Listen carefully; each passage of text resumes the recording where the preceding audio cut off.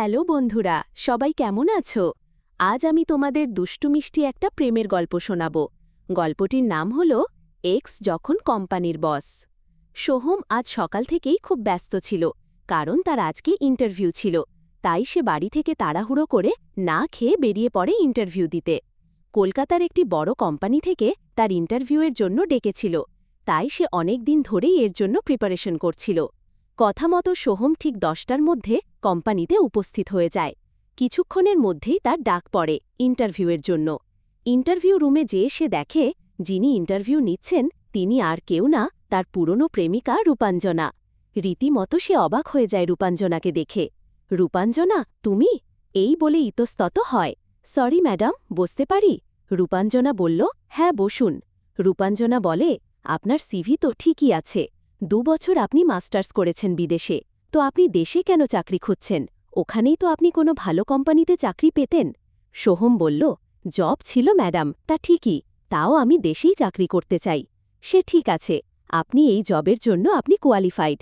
রিসেপশনে যান, আপনার সিট ডেস্ক সব দেখিয়ে দেওয়া হবে। আর হ্যাঁ, লেট হওয়া চলবে না। ঠিক টাইমে কোম্পানিতে অ্যাটেন্ড থাকতে হবে এবং প্রতিটা কাজের রিপোর্ট আমাকে যথামতো আমার ডেস্কে দিতে হবে। এবার যান। এই বলে রূপাঞ্জনা তাদের আগের মুহূর্তের কিছু কথা ভাবতে লাগে। সোহম ও রূপাঞ্জনা একই কলেজে পড়ত, একসাথে তারা কলেজ যেত, চারদিক ঘোরাফেরা করত। রূপাঞ্জনা সোহমকে অধিক টাইম দিলেও সোহম শুধু নিজের পড়া নিয়েই বেশি থাকত। তাদের কলেজ শেষের পর সোহম যখন মাস্টার্স ডিগ্রির জন্য বিদেশে যাওয়ার স্কলারশিপ পায়, তখন সে রূপাঞ্জনার থেকেও নিজের মাস্টার্স ডিগ্রির জন্য বেশি পাগল হয়ে যায়। সোহমের বিদেশে যাওয়ার পরেও রূপাঞ্জনা তাদের সম্পর্কটা ঠিকই চালিয়ে যেতে চেয়েছিল, কিন্তু কোথাও লং ডিস্টেন্স রিলেশনশিপ ও সোহমের পড়ার চাপের কারণে তাদের রিলেশনটা কোথায় যেন হারিয়ে যায়। আস্তে আস্তে তাদের মধ্যে মিউচুয়াল ব্রেকআপ হয়ে যায়। এতদিন পর সোহমকে দেখে রূপাঞ্জনা যেন একটু আবেগপ্রবণ হয়ে যায়, কিন্তু সে ঠিক করে সে আর নরম পড়বে না, সে এর বদলা হারে হারে নেবে। তাই সেই পরের দিন থেকে সোহমকে নানাভাবে কাজের চাপের মধ্যে রাখতে শুরু করে, যাতে সে ঠিকমতো খাবারও টাইম না পায়, কারণ রূপাঞ্জনা ছিল সোহমের বস। সোহম সমস্ত কাজ ঠিক করলেও রূপাঞ্জনা সবার সামনে যা তা করে বলত। এই সব কিছু চলতে চলতে সোহম একদিন খুব রেগে যায়। সে রূপাঞ্জনার কেবিনে গিয়ে রূপাঞ্জনাকে বলে, তুমি কি আমার সাথে বদলা নিচ্ছ পুরনো কথা ভেবে? দেখো, দোষটা কারোরই ছিল না, দোষটা ছিল সময়ের। কারণ আমি মধ্যবিত্ত পরিবার থেকে বিলং করি। পড়াশোনা ভালোভাবে না করলে আমি এতদূর পর্যন্ত কখনোই পৌঁছাতে পারতাম না। আর তুমি ছিলে বড় ফ্যামিলির একমাত্র মেয়ে। তুমি যখন যা চেয়েছ তাই পেয়েছ।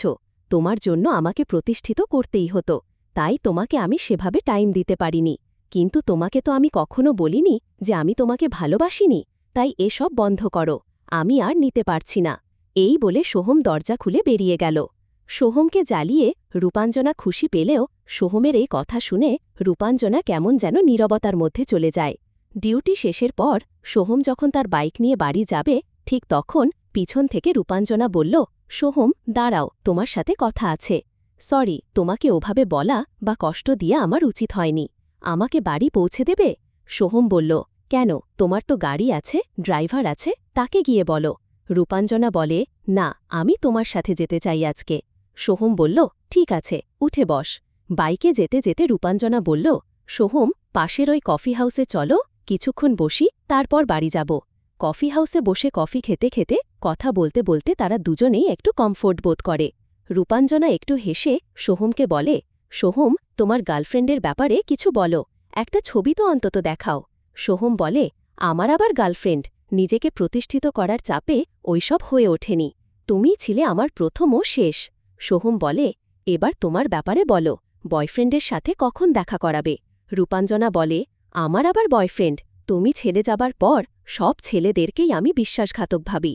সোহম বলে, তাহলে আমরা দুজনেই সিঙ্গল। চলো, আমরা দুজনেই দুজনকে আর একবার চান্স দিই। কথা দিচ্ছি, এইবার আমি আর তোমার হাত ছাড়ব না। রূপাঞ্জনা একটু হেসে বলে, ভেবে দেখো সোহম, অফিসে আমি যেমন তোমার বস, বিয়ের পর বাড়িতেও আমি তোমার বস থাকব।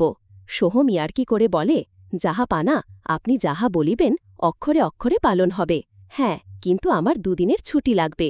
এই কদিন তুমি আমাকে যা খাটিয়েছ, একটু রেস্ট নিতে হবে। রূপাঞ্জনা বলে, ঠিক আছে, তাহলে অফিস থেকে আমিও 2 দিনের ছুটি নিচ্ছি। দুজনে একসাথে বসে আড্ডা মারব। আর হ্যাঁ, যতদিন না বিয়ে হচ্ছে অফিসে কাউকে কিছু জানাবে না, ততদিন আমার অফিসে লুকিয়ে লুকিয়ে প্রেম করব। লুকিয়ে প্রেম করার মজাটাই আলাদা। সোহম বলে, ঠিক আছে ম্যাডাম, আপনি যা বলবেন তাই হবে। তো বন্ধুরা, কেমন লাগলো আপনাদের এই স্টোরিটা? ভালো লাগলে অবশ্যই ভিডিওটি লাইক ও চ্যানেলটি সাবস্ক্রাইব করবেন। আবার একটি নতুন স্টোরি নিয়ে দেখা হচ্ছে। ভালো থাকবেন সবাই।